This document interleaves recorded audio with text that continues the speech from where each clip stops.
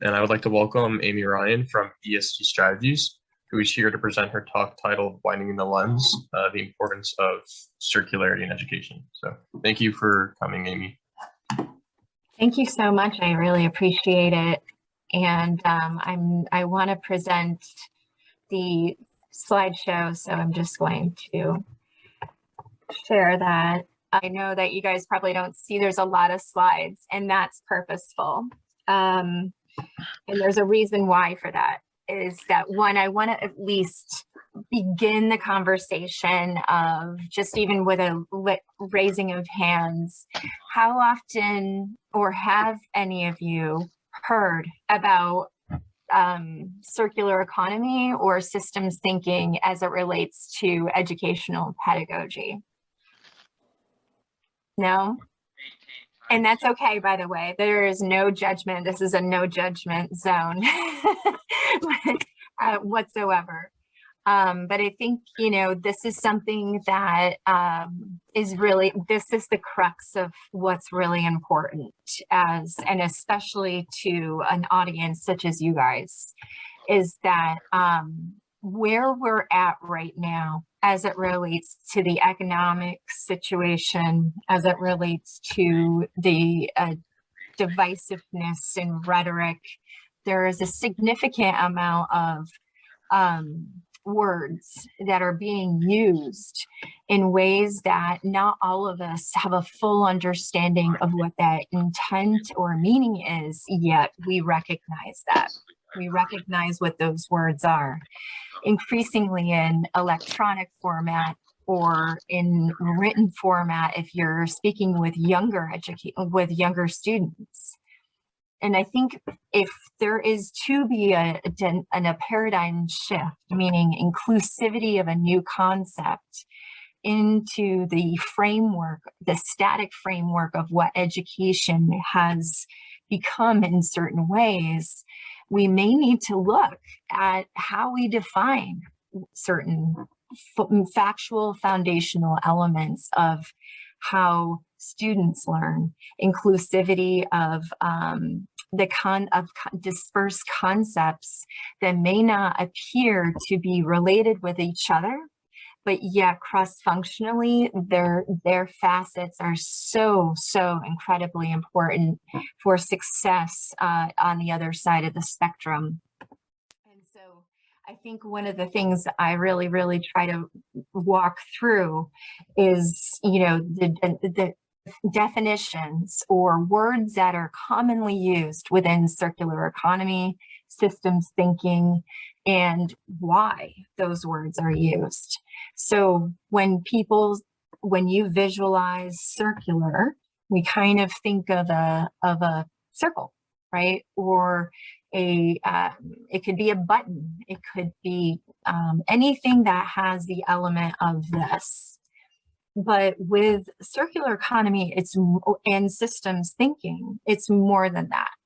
Yes, there is a flow. Similar to an ecosystem, there is a flow, and that flow rotates around.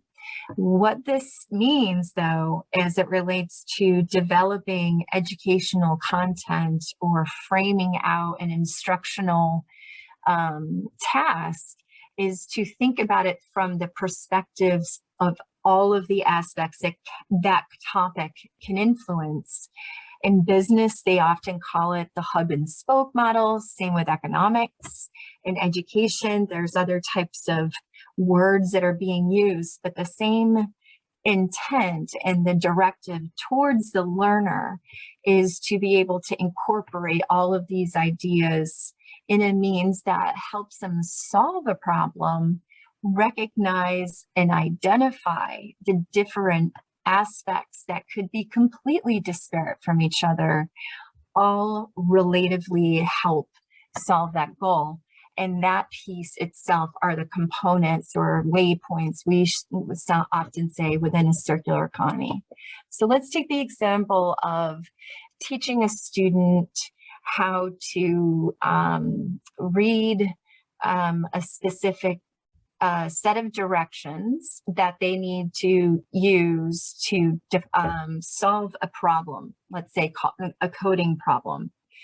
And that student is coming to you, right, with a set of ideals that they've already been they've been taught.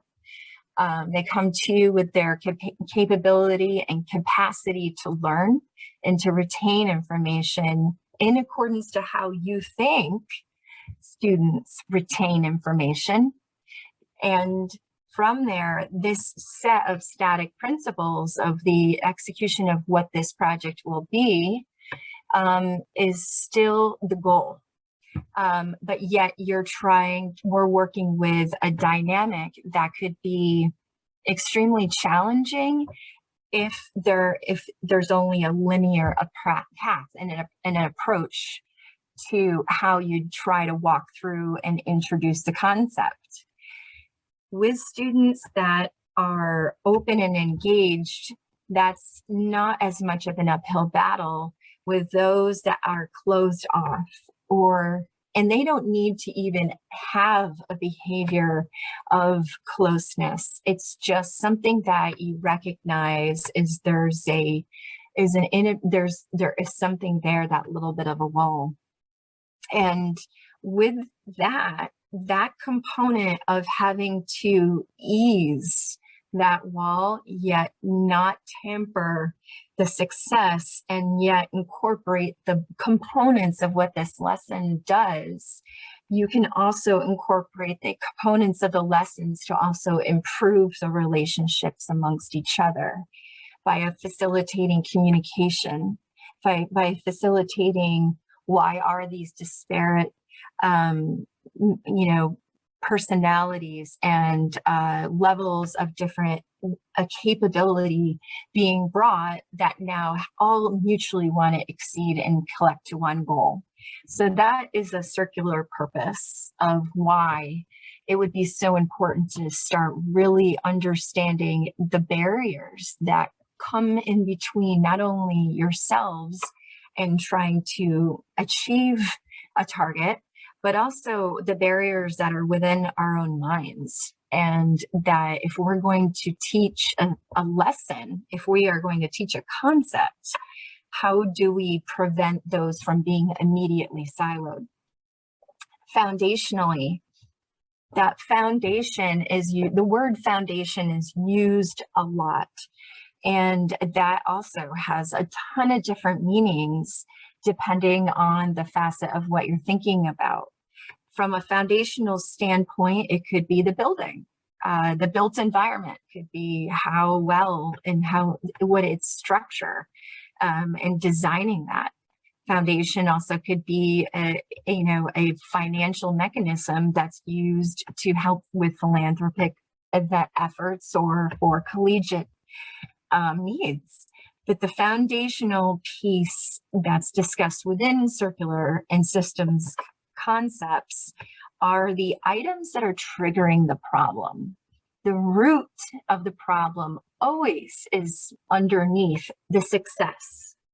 The success of the growth of that tree or whatever you want to envision is dependent upon the health of what is going on that we may not directly see.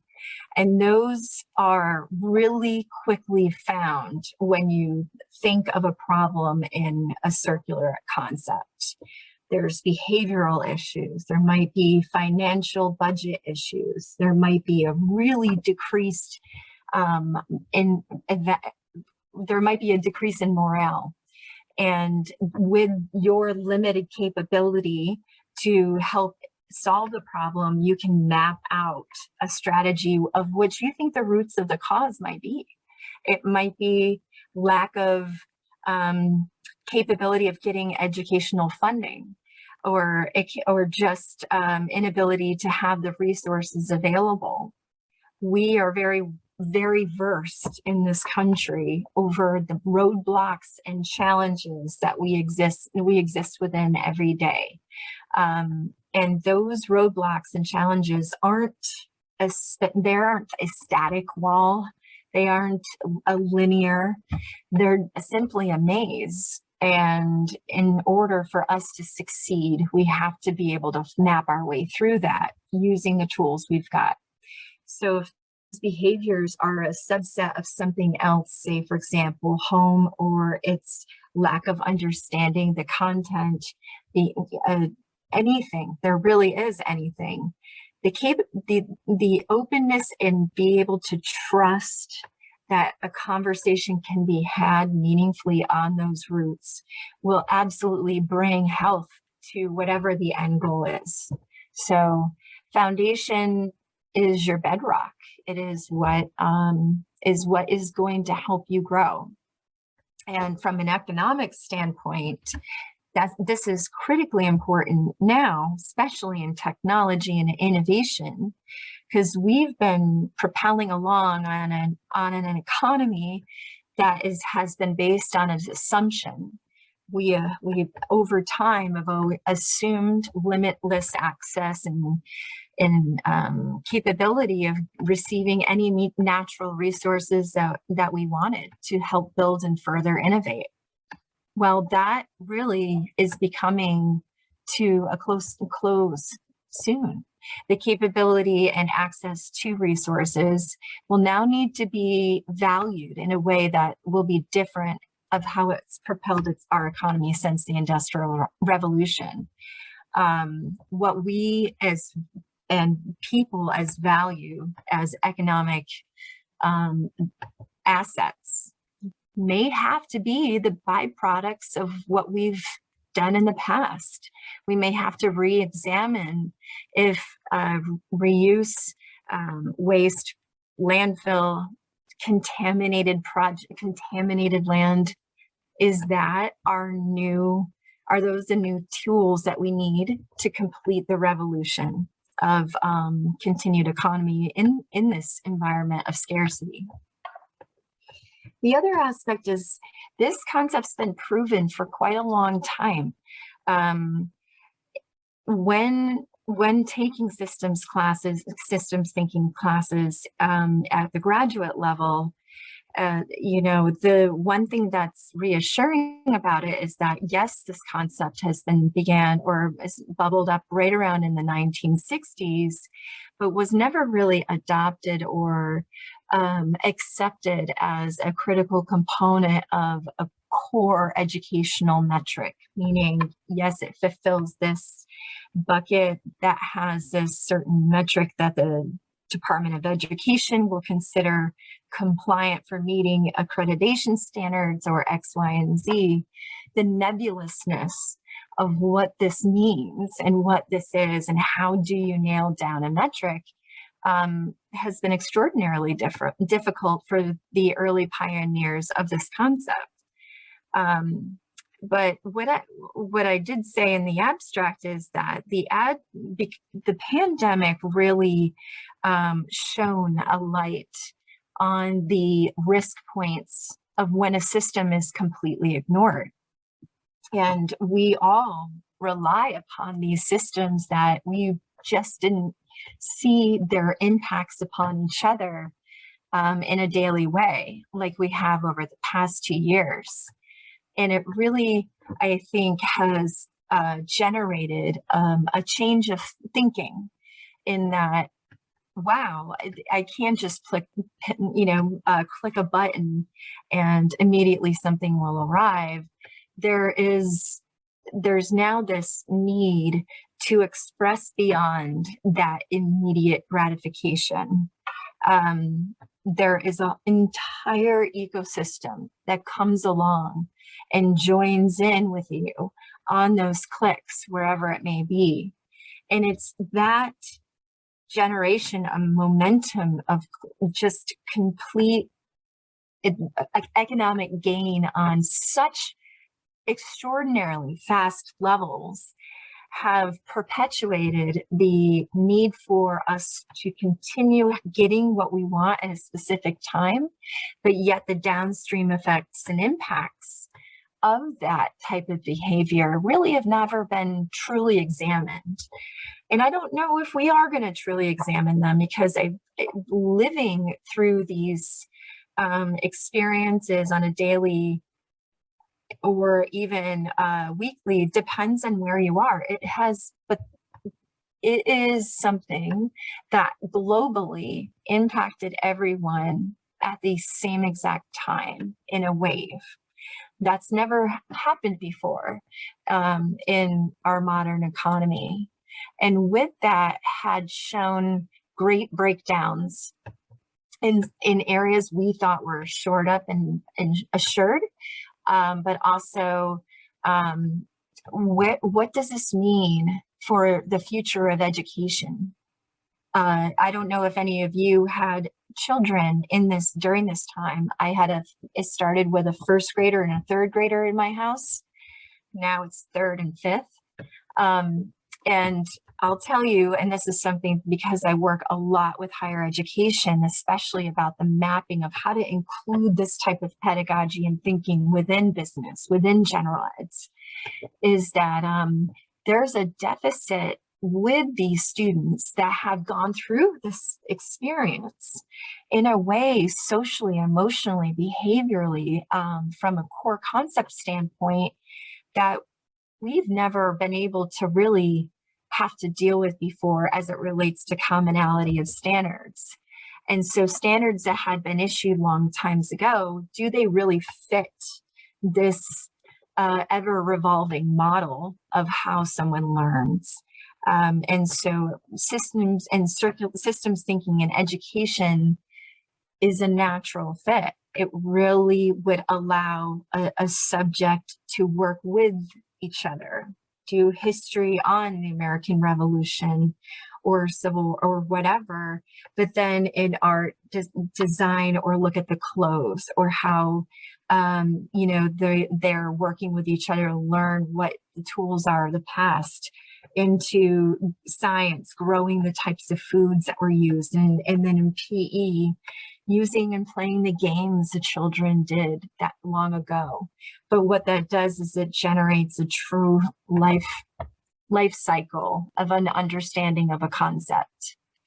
And the last thing that I like to say, and I'd love to open it up for conversation, or you guys can just leave and get your time back because I respect that too, is that this concept is authentic as authentic can be.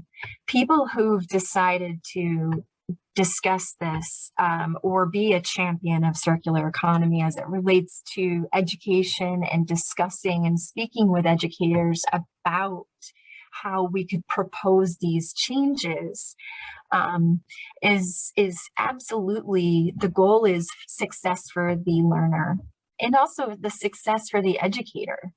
The educator also is having to deal with these multiple changes.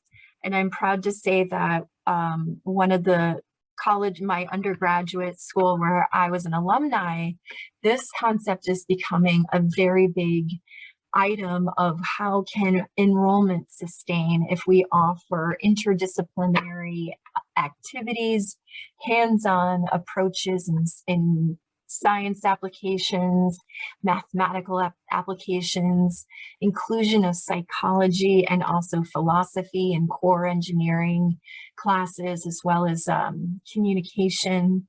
Having been in the workplace and dealing with engineers and extremely technical minds, that informing them how to prevent an accident or save their lives, for example, because of working on a machine day in and day out.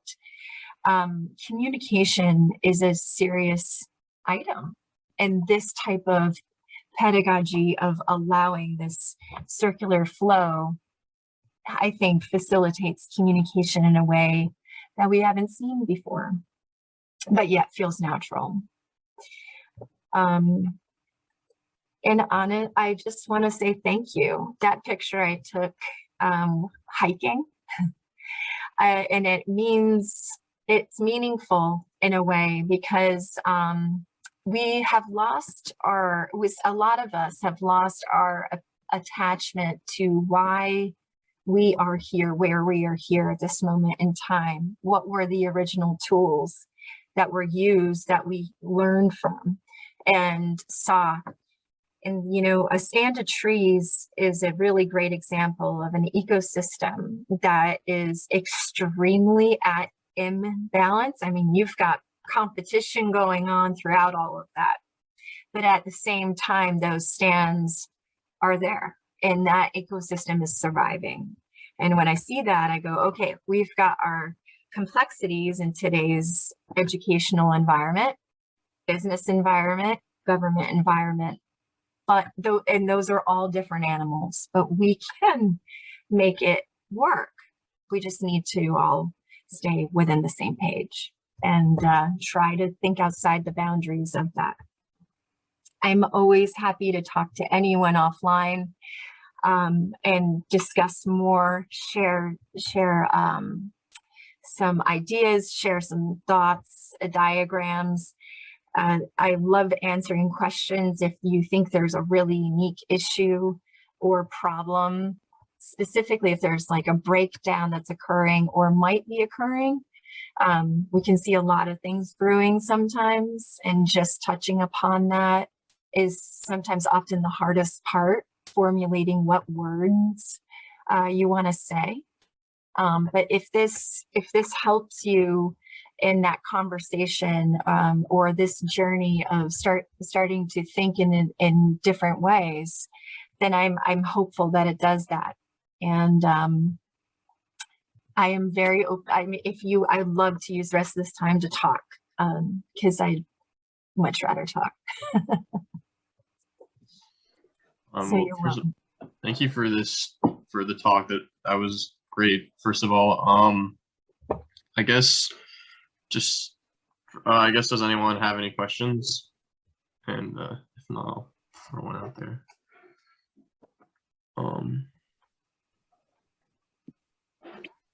I was going to say, like, which age level in education are you referring to? I'm a high school teacher. Oh, thank you for being a high school teacher. What grade? I get them all. I have freshmen and seniors. Is it a big school district or? It's relatively average. Yeah, we have about, I would say about 200 students per grade level. Okay, so that's good. This concept is appropriate for any age.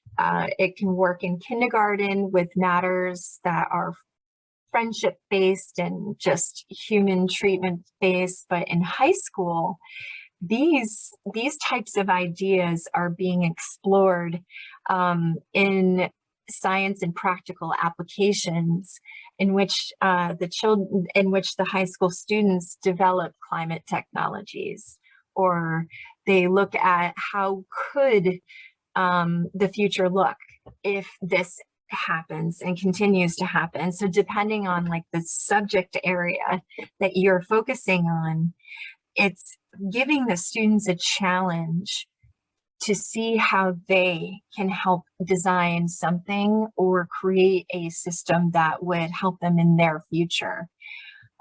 Having the opportunity to act as an entrepreneurship in residence or entrepreneur for a local high school capstone science competition, which was amazing. And if you want to learn more about what they've done, I'm happy to share that information.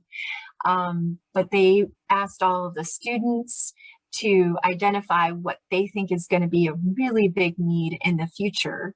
And a lot of it was related to energy and supply of food, and emergency services, and reaching and being capable of communicating during those emergency services and events. And then resiliency construction, like carbon dioxide direct capture technology and things of that sort.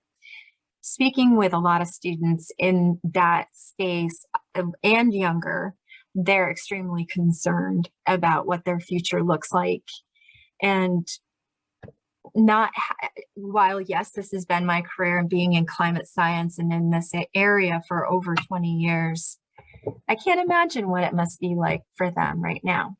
And that's something that, you know, affects them. So being able to help them feel like they're solving a problem, and then it could be displayed, it could be championed, it can be marketed and communicated as a win. That helps really build morale. Thanks for the question.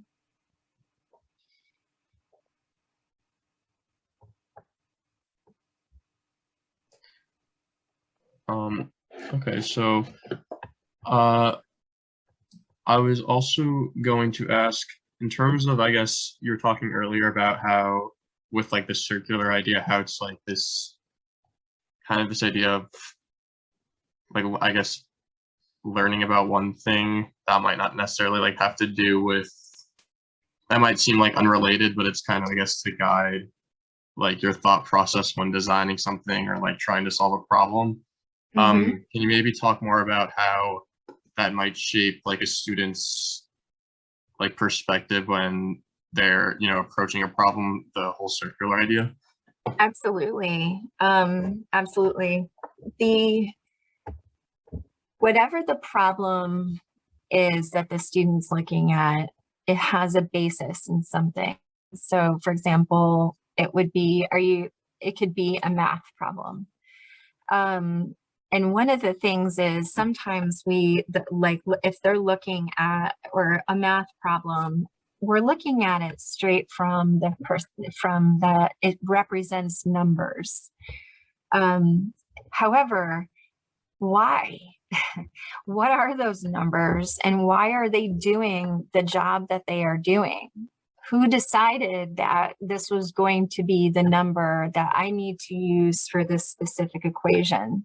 And I know that may feel like it's going off path on trying to solve that specific answer, but being able to learn the ecosystem of that number, of that equation, of that theory, actually opens up a little bit of a story on how that approach even started.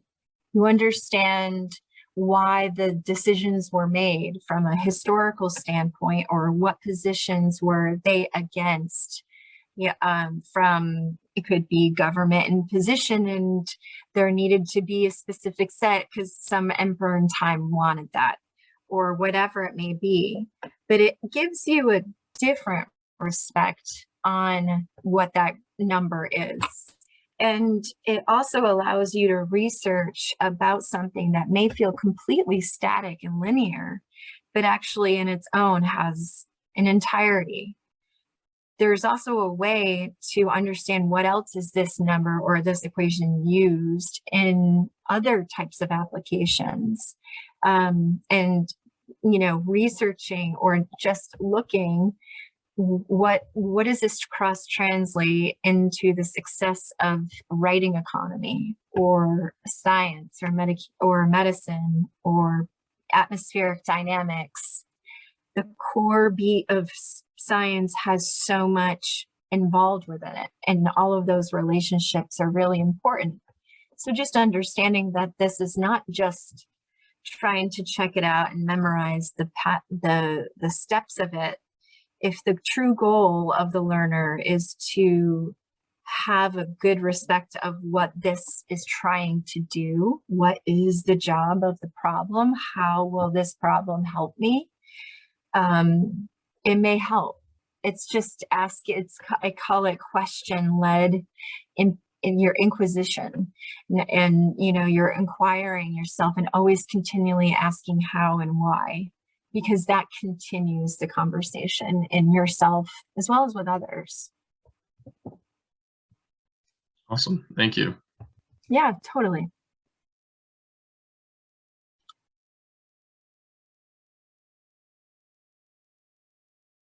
Also, if anybody wants to email me for additional conversation, I'll put my email back up. I really think it's an important opportunity to just approach this carefully, because I've given oh, you guys are seeing my format background, sorry. But right now, like the one thing I get asked a lot is, what does this mean? What is the concept, and why are these important? Why are these words important? And that's why when it comes to the initial approach, it's to really just try to ask, widen that lens, look at it from look at it from higher up. Because I think and then education has kind of precipitated that in a way where there's, been this construct of what is a degree and what is a program and what are these credentials and how do teachers then fit into this, and what will be the mechanics behind that, and how does that all work, and all these related abilities to metrics. But at the same time, it loses the outer sense of what is the overall goal, and how can that be wrapped in. And teachers are some of the most, or the education people that work within this field are some of the most educated, and students are so incredibly dedicated to learning. So that's one thing that I think is exciting and feels like an optimistic opportunity, is that there's interest in wanting to learn more about this. But to do so, we need to all kind of speak from or understand the same page of music.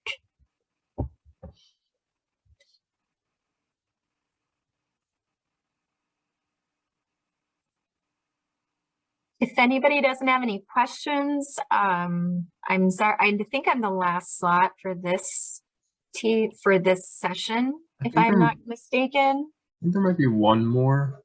Okay. After. Yeah, I think there's one more. Yeah, so I mean, I knew that it was a 15-minute thing, but again, I really just wanted, and thank you again for the opportunity to be here. And I just think that, being able to have a conversation about circular economy, the pedagogy of why it could be the way that there could be so many opportunities for inclusivity of that. That's just something that we feel real passionate about, and I'm proud to be working and supporting with several higher education institutions on this concept. And each of them are different in their approach, but yet all similarly agree that this concept needs to be infused from a general elective level, not elective, sorry, an introduction into school, whether that be freshman year, whether that be freshman year, both undergrad and grad, to help facilitate the mindset that students are exhibiting at this moment, which is it is in patterns that haven't been exactly seen or well studied before. So we're all trying to learn from each other. Can I ask a question? Please. When I hear circular economy, this is not my wheelhouse. I'm a science teacher. To me, I think of like glass shampoo bottles or metal soap containers and sending it back to the company and having them send you the next product. Is that circular economy? That in a way it is. And so like, from that perspective, you are keeping the object within the loop, so to say. I even think it's called loop, or however it may be. But there's an actual step back that really needs to be considered, is that what is being used to make those bottles? How and where is that glass being sourced? Is it being made in New Jersey? Is it being made in New York? But then also, once you there are components of this machine, right? This loop, you've got to have delivery. Where are those trucks from? What are the emissions of those trucks or delivery to its consumer? The consumer itself, how often and how easy is it really to be able to have the behavioral habits to really make those actions happen? We're asking society to challenge behaviors that are generations deeply ingrained within ourselves. is the throw to trash goes to landfill, end of story.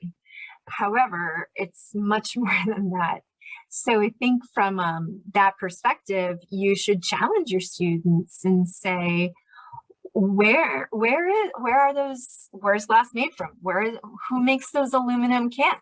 What was mined, to start that entire process? And oh, by the way, let's talk about that mining.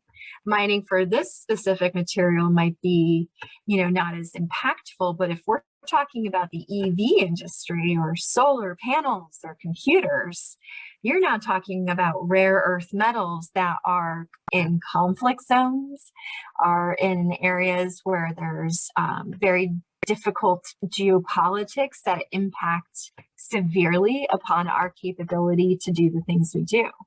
So maybe that will help them get a little bit of a lens into that supply chain. Yes, it helps, but it is 100% part of the circular economy loop. Because yes, you're achieving your goal by trying to influence this type of project, but there's money, there's a value chain as well that's being generated. And that piece is not discussed enough. It's not talked about.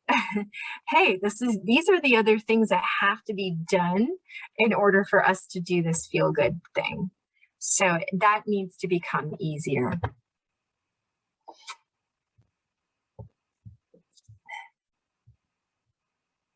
Great. Anyone else have any other questions? I'm going to blame my previous boss, who I adore more than anything, for my lack of slides, because he told me never do anything more than 3. It's not important, and it's about the story. But I'm like, oh, I want feedback. So I'm happy to share additional information if you guys are ever interested. I have a ton, so. Well, it was a great conversation, so I think it worked out definitely. Thank you. Yeah, no problem.